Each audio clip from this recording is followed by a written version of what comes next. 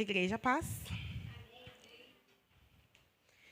Queria pedir para todo mundo, se possível, abrir a Bíblia em Salmos 34.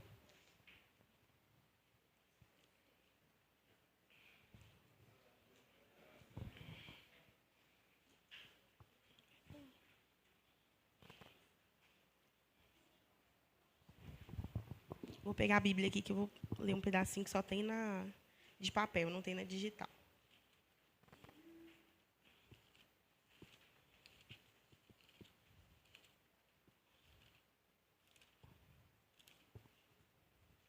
Salmos 34. A partir do versículo 1, a gente vai ler o capítulo todo. Mas antes do versículo 1, vê se alguma Bíblia de vocês aí está escrito isso. Está escrito assim, ó. Davi, quando ele se fingiu de louco diante de Abimeleque, que o expulsou e depois partiu. Tem isso na Bíblia de vocês? Então, agora vamos ler o capítulo todo. A partir do versículo 1. Bendirei o Senhor o tempo todo. Os meus lábios sempre o louvarão.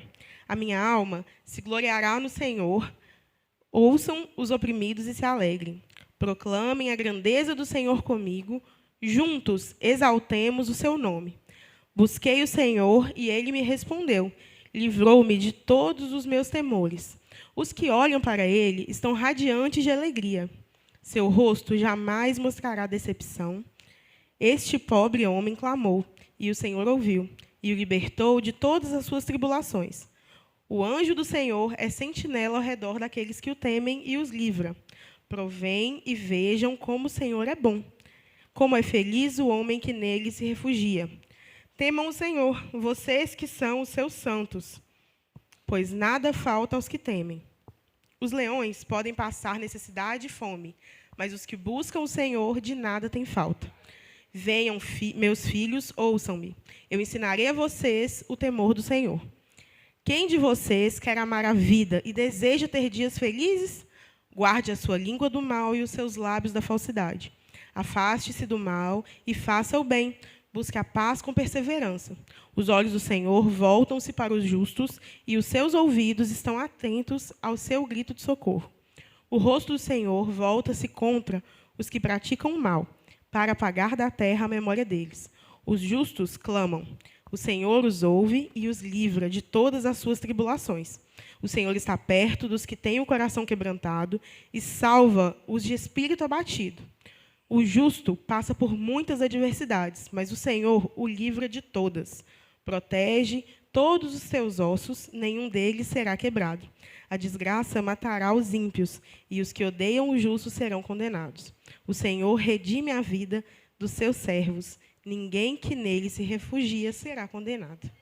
Deus, essa é a sua palavra. Deus, eu te agradeço muito, porque eu sei que o Senhor tem cuidado de nós.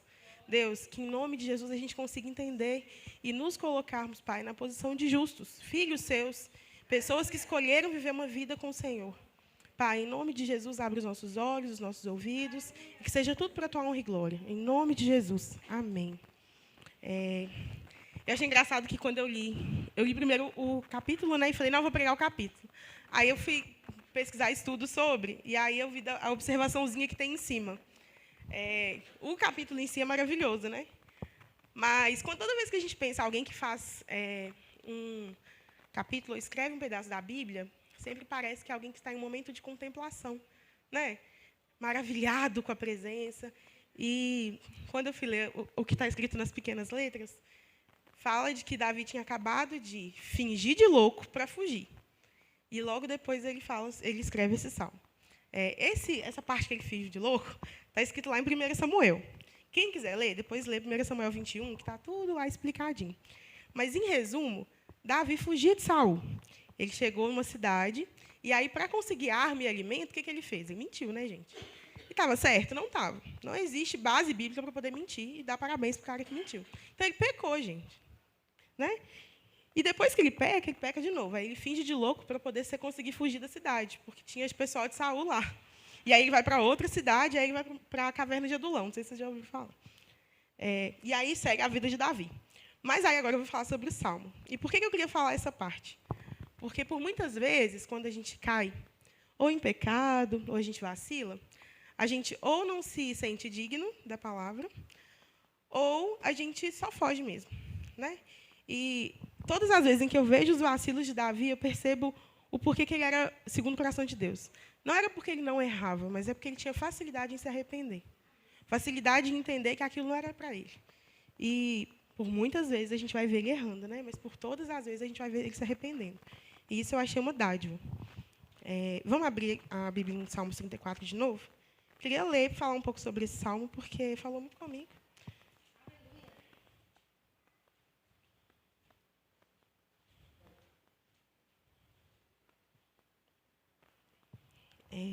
Começa no versículo 1 e 2, costuma ser o resumo do livro todo de Salmos, do capítulo de Salmos, né? Quase sempre o iniciozinho é o resumo do capítulo todo. Mas o iniciozinho é assim: bendirei o Senhor o tempo todo, os meus lábios sempre o louvarão. Minha alma se gloriará no Senhor, ouçam os oprimidos e se alegrem. Eu anotei do versículo 1 algo que eu lembrei da pregação do pastor Elvis, de domingo. Ele falou um pouco sobre lábios impuros, sabe? E aí Davi fala, os meus lábios sempre o louvarão. Quantas vezes a gente deixou de louvar o Senhor com os nossos lábios, né? Às vezes é pior, porque o que sai da nossa boca tem louvado o Senhor? Ou tem louvado outro Deus? Quando a gente vai adorar o Senhor, principalmente no louvor, eu não sei vocês, assim, eu acho a canção, por ela ser suave e comovente, ela é fácil da gente dizer palavras que a gente não diria numa oração, né? Te dou a minha vida aos seus pés. E na oração a gente tem vergonha, porque a gente sabe que é pesado, não é brincadeira. Mas esse versículo diz, os meus lábios te louvarão. Então, isso mexeu comigo, porque eu pensei assim, Senhor, será que os meus lábios te louvam sempre? O tempo todo? Porque de um mesmo lugar não pode sair dois tipos de coisa, certo? Então, eu fiquei pensando nisso, sabe? Foi uma das coisas que mais mexeu comigo assim, no livro. Quantas vezes a gente escolhe não louvar o Senhor? E se a gente se diz justo, filho de Deus, o que a gente precisa buscar? Lábios que sempre louvem ao Senhor. No versículo 2, fala assim, minha alma se gloriará no Senhor, ouçam os oprimidos e se alegrem. É muito legal, porque eu penso sempre assim, daqui para frente, né? A minha alma se gloriará no Senhor. Qual que é essa certeza que eu tenho? Eu só tenho essa certeza a partir do momento que eu conheço o Senhor. Essa certeza está lá em 2 Coríntios, se puder abrir, 2 Coríntios 9, 17.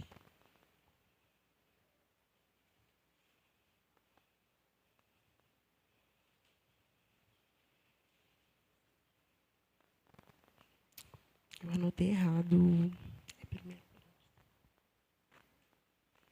Tenho quase certeza que é primeiro.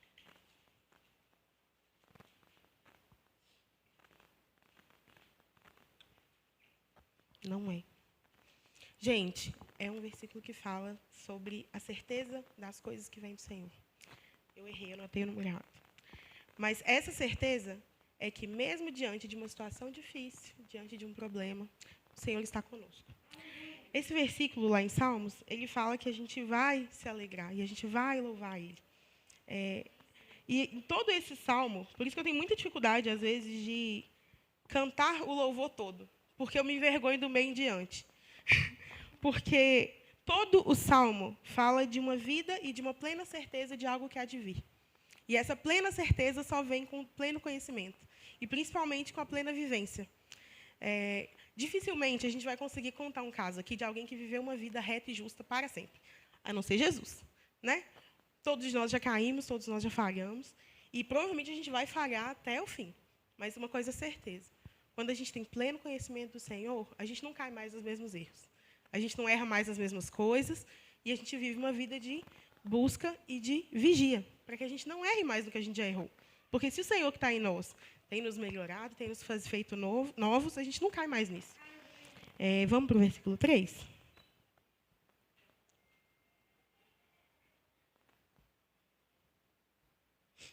Proclamem a grandeza do Senhor comigo.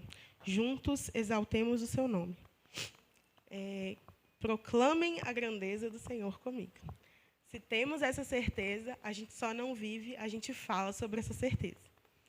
Que a gente consiga falar sobre isso. Quando a gente é forçado a falar alguma coisa na escola, tem trabalho de escola, todo mundo tem que falar, não tem jeito. A gente precisa estudar e entender sobre para conseguir falar, não é? Ou então a gente mente e costuma dar errado. Se a gente tem certeza do que a gente crê, certeza no que a gente se gloria, que a gente fale sobre isso. Que a nossa boca saiam palavras de edificação. Que elas falem sobre o Senhor constantemente. Não estou falando de ser o crente chato que vai ficar o tempo todo falando mal de alguma coisa que você errou. Mas estou falando assim, em todas as coisas você dá graças ao Senhor.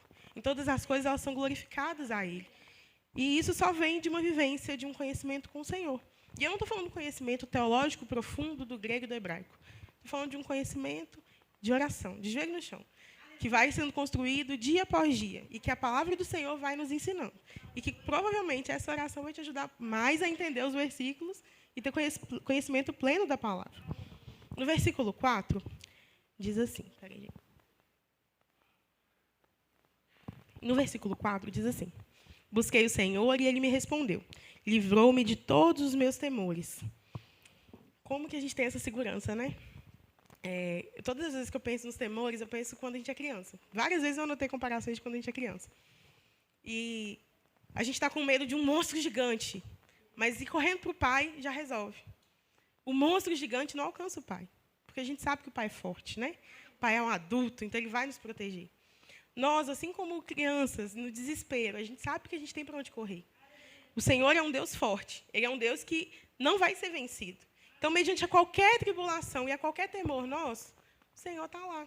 Às vezes a gente pensa assim, isso só vai ser diante de um grande problema, de uma grande insegurança. Não, em tudo.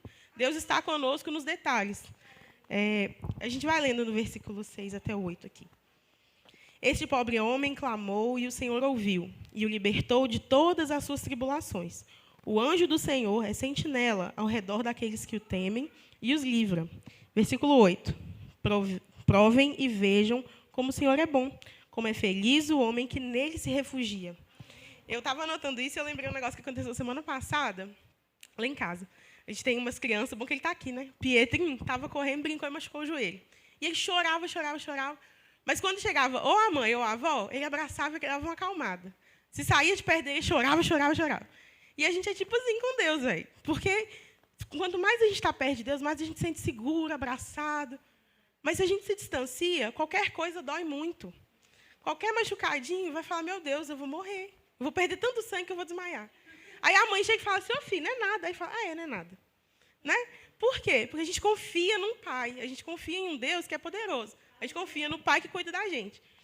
E que a gente tenha essa certeza. Porque o Senhor, Ele é quem vai nos guardar. Tanto no dia da aflição, quanto no dia que a gente sofreu uma calúnia. Né? Quanto no dia que a gente falhar, o Senhor vai nos ajudar. Porque, às vezes, é muito fácil a gente pensar em situações em que a gente vai ser machucado, ou que a gente vai sofrer. Podem acontecer dias, e provavelmente aconteceram, dias em que a gente machucou alguém, que a gente fez alguém sofrer, e que alguém ficou triste. O Senhor é o Senhor que nos corrige e que nos ensina a caminhar do jeito certo. E é muito importante, porque como nele está nosso refúgio, a gente tem coragem de pedir perdão, de contar a verdade. Mas a gente só tem coragem de contar para o pai a verdade quando a gente já tem amizade com ele. Vocês já perceberam? Quando vocês eram adolescentes, em nome de Jesus, tomara que todo mundo for crente. Mas quando vocês eram adolescentes, que vocês vacilavam, vocês contavam tudo para os seus pais? Não contava, gente, porque ele não era seu amigo. Ele era alguém que você queria mostrar algo que você não era. E aí vai sendo. Até você virar adulto e você falar assim, vou contar agora tudo para meu pai, porque meu pai é minha mãe e meu amigo. Todo mundo foi assim. Várias coisas, quando eu era jovem, como eu sou muito velha, né? Eu era super jovem, eu falava, não vou contar isso para minha mãe, ela nunca vai entender. Aí a gente fica velho, aí o pai e a mãe da gente viram o melhor amigo, não é? Aí se eu fosse comparar isso no reino, quando a gente é pequeno, a gente acha que Deus não está vendo, que Deus não está sabendo o que a gente está sentindo. Aí a gente vai crescendo, caminhando, se enchendo do Senhor, e aí chega o dia em que a gente consegue conversar e falar a verdade para Deus, porque Ele é nosso amigo. Ele já não é mais só alguém que a gente tenta impressionar. Ele é nosso amigo. Por muitas vezes, a gente cai e continua caindo no mesmo erro, que a gente ainda está tentando mascarar para nós. Está tentando mascarar para Deus quem que a gente é. Teve uma pregação, acho que foi do pastor Robinho, que ele falou alguma coisa do tipo, e eu fiquei com isso na cabeça. Falei, gente, é incrível mesmo. Às vezes a gente tem medo de falar para o pastor o que a gente está passando. Mas a gente não tem medo de fazer na frente de Deus. A gente não tem medo de errar na frente de Deus. A gente não tem medo de fazer errado e fazer de novo. Mas a gente tem medo de contar para alguém. A gente tem medo de alguém ver o que a gente está fazendo. Deus, que é Pai, que está nos céus, Ele está nos vendo. Ele disse que nos veria. Ele é onipotente. Ele é onisciente, ele é onipresente. Então, ele está em tudo. Ele está vendo tudo, ele está acompanhando tudo. E Deus não é um Deus que aponta o dedo e te deixa sofrer. Ele te diz, você está errado, vem que eu te ajudo. E nesse vem que eu te ajudo, é que tem todo o refúgio. Tem todo o abraço do Senhor. Vamos para o capítulo 9. Não sei se é o calor, mas misericórdia. Versículo 9. Tema o Senhor, vocês que são seus santos, pois nada falta aos que temem. Os leões podem passar necessidade e fome, mas os que buscam o Senhor, nada tem falta. É incrível, porque Deus é muito bom. Deus cuida da gente. Mesmo em situações em que a gente se pega perdido, há uma solução. E quase sempre você vai perceber que vem dele. Quando você não perceber, é porque às vezes você ainda não é tão próximo, mas é dele. Porque tudo vem dele, todas as soluções, todas as respostas para os nossos problemas. Tem problemas que são realmente difíceis, e queria eu ser madura o suficiente para conseguir encarar, sabe, a profundidade de problemas que a gente não tem noção que as pessoas passam. Mas uma noção a gente tem, que o Senhor é refúgio em todas as situações. Essa noção faz a gente caminhar, faz a gente querer caminhar ainda. Muitos problemas, muitos medos nos paralisam, mas o Senhor nos faz prosseguir. Esse Salmo de Davi, ele é claro quanto ao zelo do Senhor e ao cuidado, mesmo após um problema, uma falha ou um pecado. No versículo, vamos ler o resto. Versículo 11 e 12. Venham, meus filhos, ouçam-me. Eu ensinarei a vocês o temor do Senhor.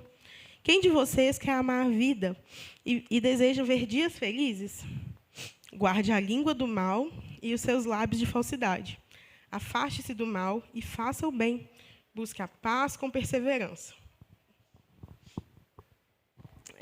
Por muitas vezes eu achava que tentar buscar a paz é passar pano, sabe? Por exemplo, meu marido me deixou triste. Ao invés de eu falar com ele que eu fiquei triste, eu falo, tá tudo bem. Aí a gente engole, né? Passa pano. Aí semana que vem dói de novo. E dói normalmente no mesmo lugar, né? Aí a gente passa pano, engole de novo. Aí daqui 2 meses, daqui um ano e meio, aí a gente explode, porque a gente não teve coragem de resolver. A gente tentou apaziguar. Esse apaziguar não é o da palavra. Isso é esconder de quem deveria ser seu próximo algo que está acontecendo com você. O que é apaziguar? Dizer a verdade, mas dizer a verdade em amor. Não precisa dizer a verdade humilhando, a gente não precisa dizer a verdade xingando, mas a gente precisa ser sincero. Quando a gente tenta apaziguar contando uma mentira, a gente está piorando o problema. Eu achei importante dizer isso porque o Senhor é justo. Ele faz com que nós também busquemos a justiça. Mas a gente não precisa buscar a justiça de forma que machuque o irmão, que machuque seu marido, que machuque seus amigos, mas sim de uma forma que faça com que você cresça e eles cresçam. No versículo 15, diz que os olhos do Senhor voltam-se para os justos, e os seus ouvidos estão atentos ao seu grito de socorro. Acho muito, muito legal isso. Todo mundo que é mãe, que vai me contar, porque aí toda hora eu falo que eu quero ter neném, né? Aí, direto, alguém me conta alguma coisa sobre ser mãe. E se tem uma coisa que eu ouvi, eu acho, de quase todas, foi que o sono mudou. Antigamente, dormia e apagava. E, hoje em dia, qualquer barulho acorda. E aí eu fiquei pensando assim, como que a gente é... E não foi só mães que me contaram, pais também me contaram isso, tá? Quantas vezes a gente não quer contar ou conversar com Deus poucas coisas, pequenas coisas. E aí eu lembrei desse choro de quando a mãe escuta qualquer coisa, ela acorda. Deus está desperto, todos os dias, o tempo todo. Ele sabe o que passa com a gente. Às vezes o que falta é a gente conversar com ele. Né? Versículo 16 e 17. O rosto do Senhor volta-se contra os que praticam o mal, para apagar da terra a memória deles.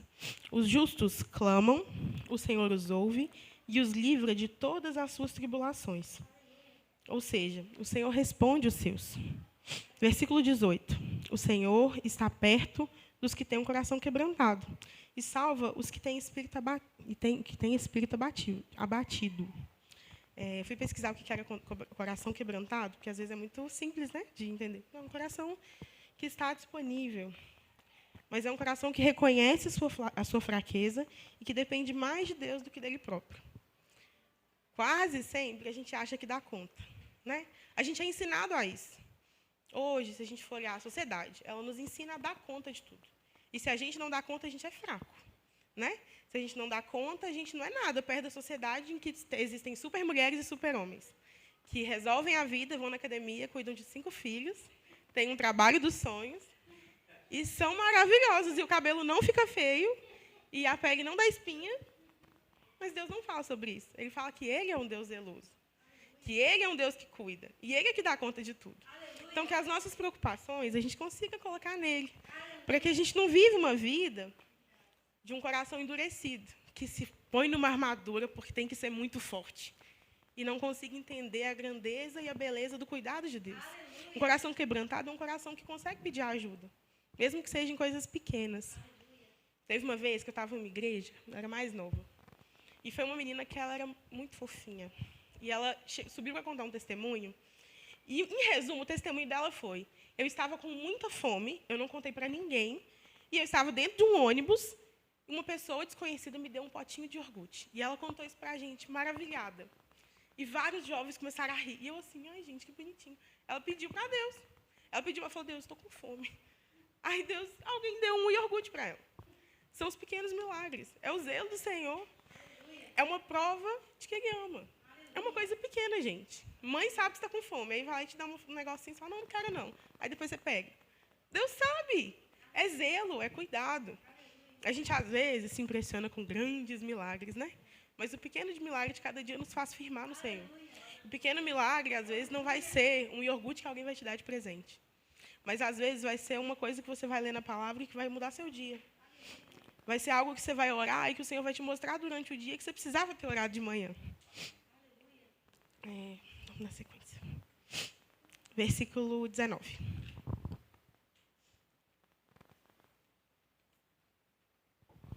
O justo passa por muitas adversidades, mas o Senhor o livra de todas. Protege todos os seus ossos, nenhum deles será quebrado. Versículo 21. A desgraça matará os ímpios, os que odeiam o justo serão condenados. O Senhor redime a vida dos seus justos, ninguém que nele se refugia será condenado. Ou seja, o Senhor, Ele perdoa as nossas falhas, Ele perdoa os nossos erros. Ele não olha para nós com olhos de condenação. Jesus veio com olhos de perdão. Ele está para quem se põe disponível. Ele está para quem está pedindo ajuda. Jesus, ele não é... Quando a gente fala os eleitos de Deus, fica parecendo que ele fechou uma lista e falou: você quer? Não vou deixar entrar. Não é. Essa lista é todos que quiserem. A lista está escrita por todos que querem. Não é por quem ele acha que vai querer e o resto que se exploda. Não é. A lista é por quem quer. Está lá. Está escrito claramente que todos que se chegarem ao Pai terão acesso. Durante toda a nossa caminhada, a gente passa por grandes tribulações. Eu vejo que, durante esse capítulo, a mensagem do Senhor é: existe aconchego, existe cuidado e existe proteção. Se coloque na presença do Senhor.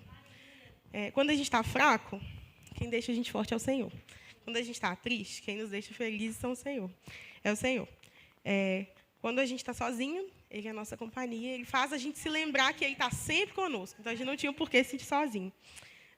Se eu pudesse deixar uma mensagem hoje, uma frase, seria: descansem no Senhor, porque Ele tem cuidado de nós. Eu queria deixar um recado sobre isso. Davi mentiu, ele tentou escapar com suas próprias forças, e ele conseguiu escapar por algum tempo, certo? Ele enganou e ele mentiu, mas ele se arrependeu. Todos os erros dele não são nada comparados à grande misericórdia que ele teve, que ele recebeu. A glória que advia é muito maior do que as tribulações que a gente passa aqui. Né? Todas as vezes que a gente pensar que aqui está difícil, a gente tem que pensar: aquela leve, momentânea tribulação vai produzir um peso de glória, que é eterno. A leve, momentânea tribulação vai produzir um peso de glória. É muito difícil da gente pensar nisso quando a gente está passando por um problema difícil, né? Ou quando a gente vê pessoas passando por situações difíceis. Mas a palavra não mente, né? O Senhor não mentiu. Ele falou que viria, Ele veio, né? Ele falou que iria vir para nos salvar, iria mudar nossos corações. Olha nossos corações como são, antes quando eram. Então ele não está mentindo. A nossa leve e momentânea tribulação produzirá muita coisa. Sabe o que ela produzir? Peso da glória de Deus. Esse peso da glória de Deus, um dia eu creio que em nome de Jesus a gente vai alcançar. Em nome de Jesus, um dia a gente vai olhar para isso aqui que a gente passou e falar assim: não é nada comparado à glória de Deus. Não é nada comparado à presença do Senhor. Quando a gente fecha os olhos, a gente consegue esquecer tudo que está lá fora. Não é nada comparado, nada se compara. Grandes casas, melhores carros, grandes status no meio da sociedade, não são nada comparado à glória do Senhor. A gente sabe que todas essas coisas vão ser boas, né? A gente tem um carro legal, uma casa legal, uma situação legal dentro de casa, mas que a gente entenda que nada disso é comparado com a presença do Senhor e nada disso é comparado com a glória que há de vir. A gente pode orar? Jesus, eu sei que o Senhor é bom. Obrigada, Deus, porque o Senhor tem cuidado de nós. Tem misericórdia, Pai, das nossas falhas, dos nossos erros. Pai, que a gente tenha cada vez mais coragem, Deus, e vontade de confessar ao Senhor. Deus, que essa confissão seja o primeiro passo, Deus, para uma transformação real, que faça com que a gente mude, Pai. Não que a gente mude para nós mesmos, Deus, mas para a gente entender que é do Senhor que provém isso. Deus, que a gente entenda que toda mudança, Deus, que toda dor agora vai resultar num peso de glória, que a gente ainda vai ver. Deus, em nome de Jesus, conforta o nosso coração, porque a gente sabe, Deus, que aqui é muito pouco comparado à eternidade com o Senhor. Deus, obrigada, Jesus. Obrigada por ter cuidado de nós. Obrigada, Deus, por nos ter dado a oportunidade de congregar, de ouvir da Tua palavra com liberdade. Obrigada, Jesus, porque a gente sabe que não é todo mundo que tem essa oportunidade. Não são todos, Pai, que têm acesso à Tua palavra. Deus, obrigada, Jesus. Perdoa o nosso coração, Deus, por não Te buscarmos com intensidade como a gente deveria. Deus, o Senhor é bom. A gente sabe que a gente não é bom, mas a gente sabe que a gente precisa do Senhor, Deus. Traz força para o nosso coração, Deus, para a gente decidir Te buscar de verdade. Deus, que em nome de Jesus seja para a Tua honra, para a Tua glória. Tira de dentro de nós, Deus, todo o ego, toda necessidade de estar certo. Deus, Tu estás certo. O Senhor sempre esteve, a Sua palavra é real, ela é verdadeira. Deus, que em nome de Jesus, que a gente ame a Sua palavra, Deus.